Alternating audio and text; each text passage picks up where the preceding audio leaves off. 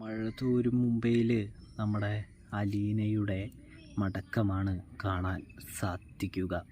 അതായത് ആദ്യം തന്നെ എറണാകുളത്ത് നിന്ന് തൻ്റെ സഹോദരങ്ങളുമായിട്ട് മടങ്ങി കടപ്പാട്ടൂരിലേക്ക് അലീനയും അവരെല്ലാവരും വന്നെത്തുന്നുണ്ട്.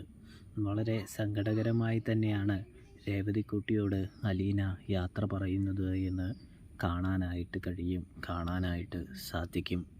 അത് കഴിഞ്ഞ് വീട്ടിൽ വന്നു കഴിയുമ്പോഴാണ് മനു കാണാൻ വന്നിരിക്കുന്നതും അങ്കിള് എവിടേക്കാണ് പോയിരിക്കുന്നത് എന്നുള്ള സത്യം അലീനയെ അറിയിക്കുന്നതും. അതായത് അലീനെ, അങ്കിള് പോയിരിക്കുന്നത് നിൻ്റെ അച്ഛനെ തേടിയാണ് എന്ന് പറയും.